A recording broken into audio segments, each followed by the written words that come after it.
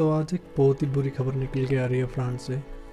तकरीबन 4-5 घंटे एक हादसा हुआ है जिसमें एक 20 साल के मुस्लिम युवक ने 3 लोगों को मार दिया, जिसमें से 2 औरतें और एक मर्द, जिनकी गला काट कर हत्या कर देगी।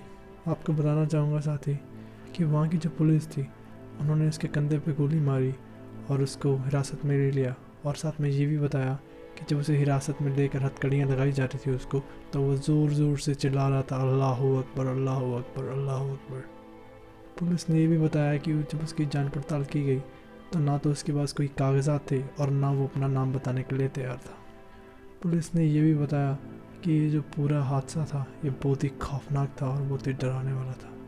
फ्रांस के वकील ने इस पूरे मामले को देखते हुए उस पुरुष पर केस कर दिया है और बोला है कि जितनी भी यहाँ पे टेररिस्ट एक्टिविटीज़ हो रही हैं उन सभी के खिलाफ इन्वेस्टिगेशन की जाएगी और सख्त से सख्त सजा दी जाएगी, और इस तरीके की गतिविधियों को बिल्कुल भी फ्रांस में स्वीकार नहीं किया जाएगा।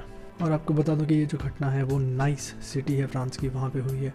और वहाँ के मेयर ने उन्होंने बताया कि इस थर्सडे को चर्च के बाहर एक आदमी घूम रहा था चाकू लेके, और वो वहाँ पे जितने भी आसपास लोग आ जा रहे थे उनको वो चाकू से डरा रहा था और उन पर हमला करने की कोशिश कर रहा था। बट जब ये चीज़ पुलिस को पता चली तो उन्होंने उसके साथ हाथापाई की और वो पुलिस पे भी हमला करने लगा था, उसको शूट आउट में मार दिया गया।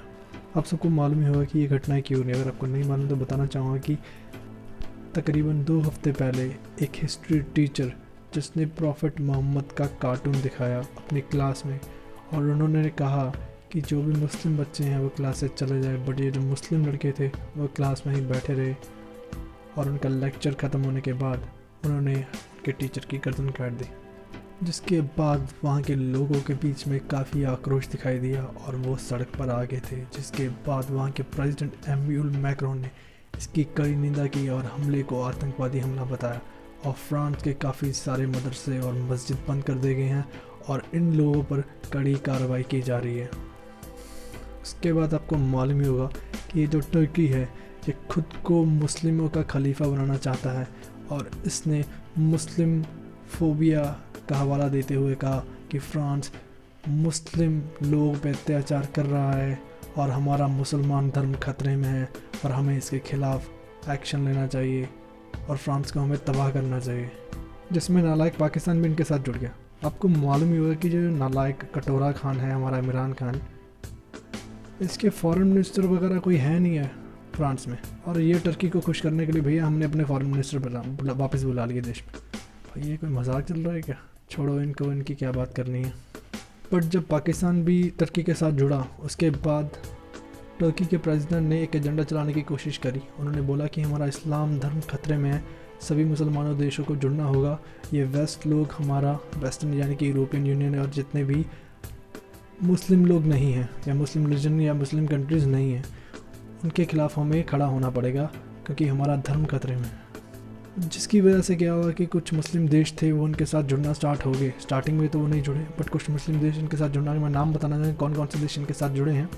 बांग्लादेश, टर्की, पाकिस्तान, अफ़गानिस्तान, मलेशिया और कुछ मुस्लिम देश। इसको देखते हुए टर्की ने कहा कि जितना भी सामान है फ्रांस का, ये सारे के सारे मुस्लिम देश फ्रांस के सामान को बॉयकॉट करें और इन पर सैंक्शंस लगाएं। तो देखिए, इसको काउंटर करने के लिए फ्रेंच प्रेसिडेंट के साथ कुछ देश खड़े होने स्टार्ट हुए, जैसे जर्मनी हुआ, हमारा ब्रिटेन हुआ और कुछ देश। बट अभी भी फ्रांस का साथ देने के लिए सारे देश सामने नहीं आ रहे हैं, जबकि ये चीज़ गलत हुई है और ये सच में बहुत दुखद और बुरा हादसा हुआ। सबको अपनी बात कहने का हक है, चाहे वो किसी तरीके से भी बताएं, बट ये चीज़ गलत है। तो आज आपको बताना चाहूँगा, हिंदुस्तान गवर्नमेंट ने भी ऑफिशियल बयान दिया जिसमें उन्होंने कहा कि फ्रांस हमारा मित्र है और जो कभी फ्रांस पर उंगली दिखाएगा या फ्रांस पर उंगली उठाएगा या धमकी देगा, इसका सीधा सीधा मतलब होगा कि वो हिंदुस्तान पे हमला है और इसका कड़ा जवाब दिया जाएगा उनको।